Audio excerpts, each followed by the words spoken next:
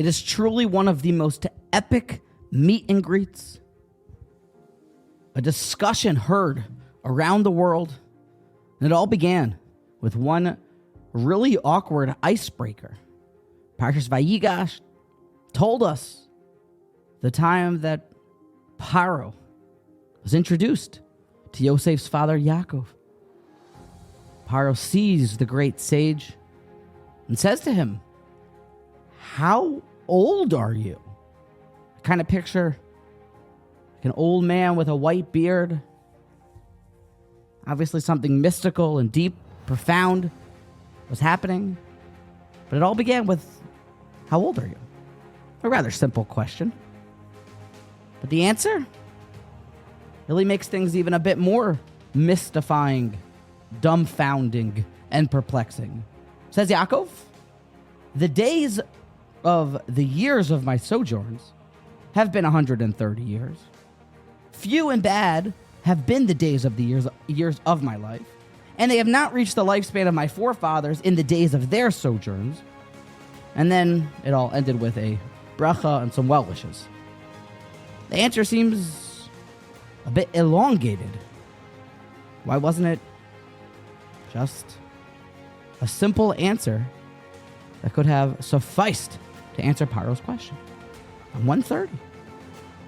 But here, says the great Rav Samson Rafael, from Hirschian philosophy, in fact, we are clued in to an entirely different way that the righteous view time, and the not so simple question of how old are you? Number one points out, Rav Hirsch, that there is a fundamental difference between living and existing. For life is defined not by breath in your lungs or a beating heart, but by progress, but by growth and accomplishment. And Yaakov is saying there's a difference between existing and living. And I have not lived as long as my forefathers, my parents. They had more peace. They were able to accomplish more.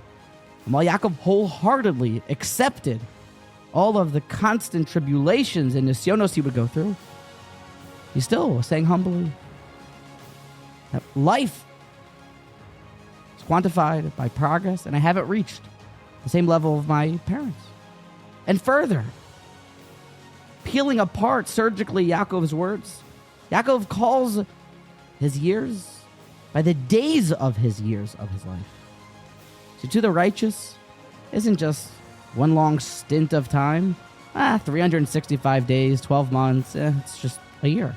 But no, each day, another slice of the pie with a different objective, with limnois yomenu kein hoida, that a Jewish person counts the days. He makes each day count and has a separate objective in his avodas Hashem on that day. Sometimes you'll hear the whole week was a blur. I don't even know what I did this past week. I'm not sure what I'm going to do.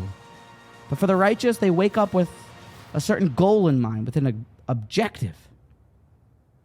So maybe we should ask ourselves, following in the footsteps of Yaakov Avinu, are we merely existing, or are we living? And living takes making a choice. Bacharta b'chaim, you need to choose to be alive. And secondly, when should we begin our days? Well, early, yes. But after you've set up an objective, a list of what you would like to accomplish that day. So that way you will really make the days in your years count.